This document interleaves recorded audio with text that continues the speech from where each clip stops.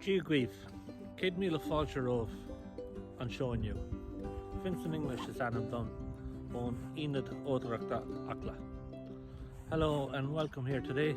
My name is Vincent English from the Achill Heritage Centre, and I'm currently standing in Brothers Peter's Park. You've heard me talk about it numerous times on other videos, but I wanted to take you outdoors now to show you a couple of jobs I plan on doing today. One of them is to compost. It's a fresh January day here in Achill Island, and compost is the job of the month. Another job, we've recently purchased some bare root whitethorn trees. As I mentioned earlier in other videos, that we removed a lot of rhododendron from this park, well, quite a lot actually. It's hard to see it now because the growth is starting to come back, the grass is growing where it once was, but I will show you through the video where the rhododendron had encroached into this park and where it had toppled over trees. So we'll get started now on, I want to set up a line for planting the whitethorn. The whitethorn is native to Ireland. You'll see it on every hedgerow in the country. Down byways, highways, borings, you'll see it growing on top of ditches. So that's what I wanted to replace the rhododendron with. So it's traditional, it's native, and it'll grow well here. Now, another reason why I went with whitethorn is not only because they're native, but it's also what the monks had planted here many years ago, before the rhododendron came in and encroached them and probably maybe killed half the plants. So this is what 60 bare root whitethorn looks like. So the first thing we need to do now is to set out a line. Of course, you don't need to be that particular with a line, but isn't it nice to keep everything straight and true? Now, they tell you when you're planting the whitethorn to plant them at 6 per metre, which is pretty intense, but it is going to be a stock-proof hedge after all. So we'll just lay them out in around 6 per metre.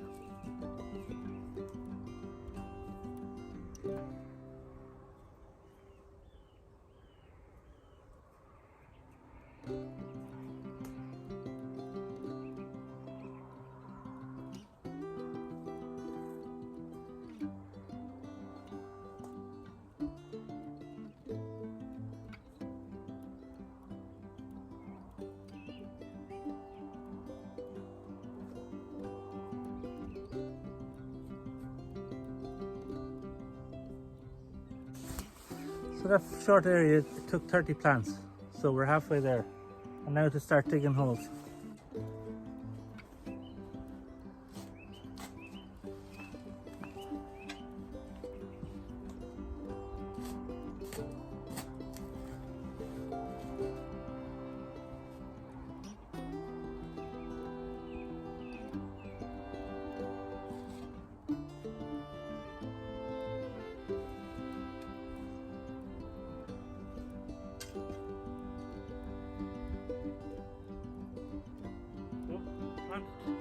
Bottom, dig the hole and firmly your boot, just go around the plant. Make sure it's secure.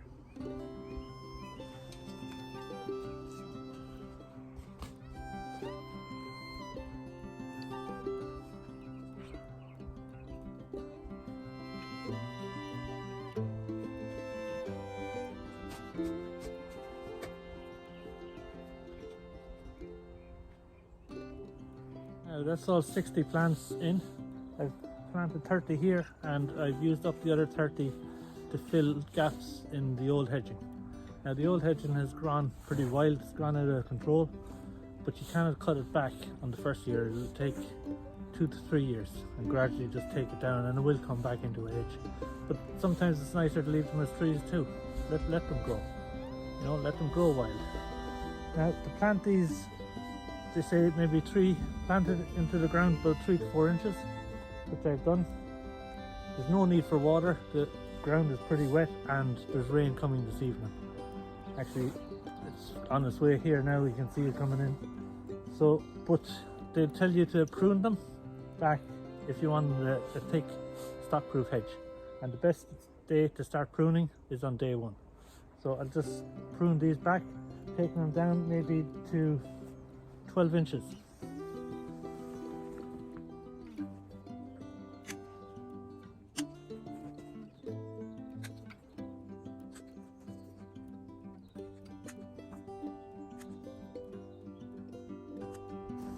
So we'll just put the cuttings onto the compost heap, which brings us to our second job today.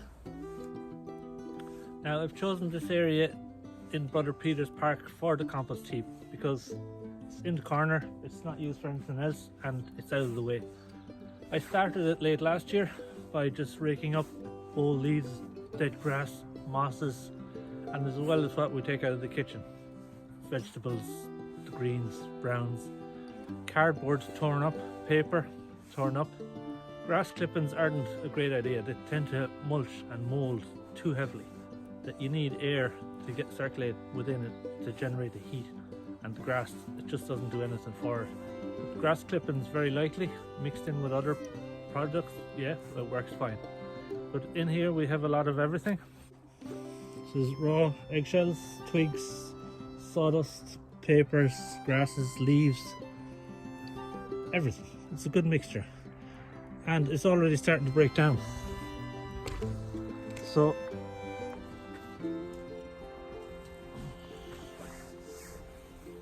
that's ready to go out in there. Will be ready to go out in spring onto raised beds.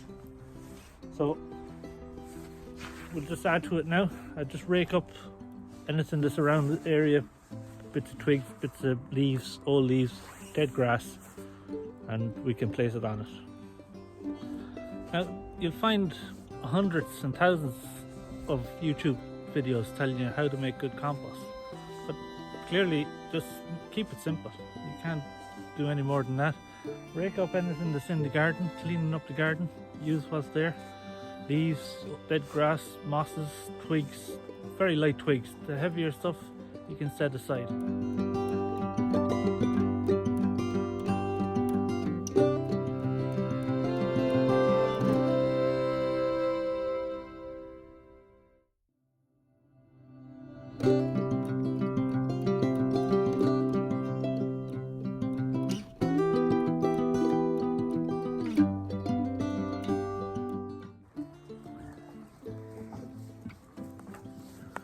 Now it's off to the compost heap. And just fork it in.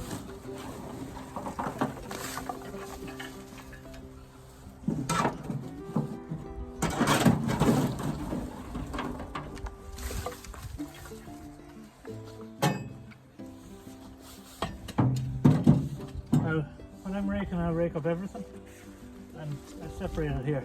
The bigger twigs back in the barrel, and you can set them aside. Just keeping the smaller twigs, the moss.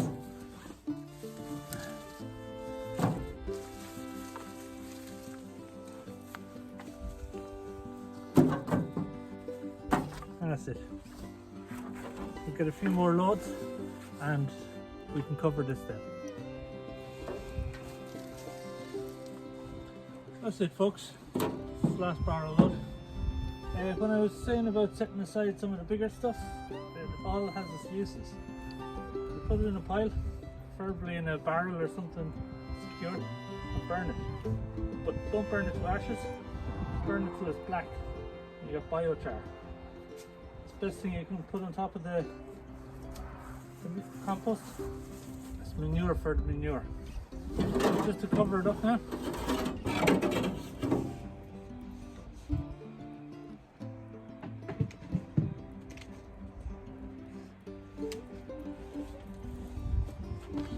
I just use whatever you have in the garden lying around, and you'll scrap bits of wood, covering. So this too will even break down into compost eventually. So that's it, folks. Work here is done. All I have to do now is check on the bird feeders before I go to sleep.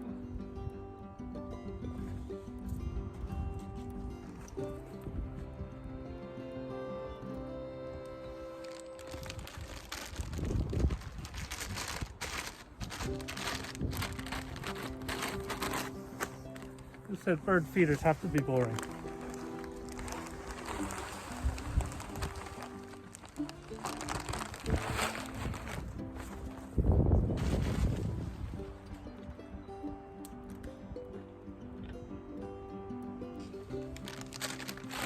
Recycle, reuse and repurpose.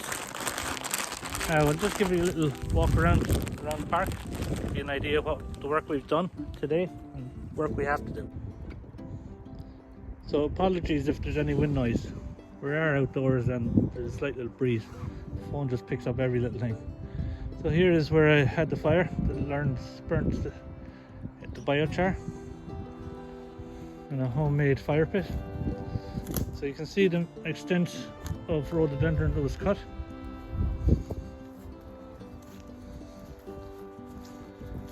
Now, this is new green area that's grown from last year.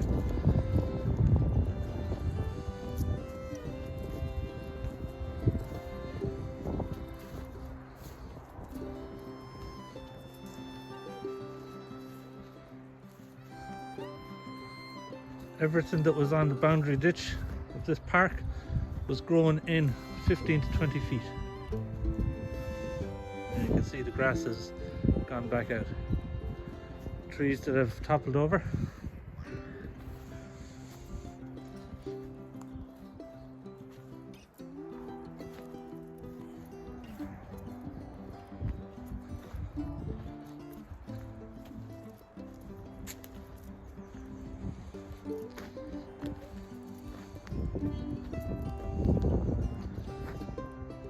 But it will be repurposed. It can be sawn and to make benches.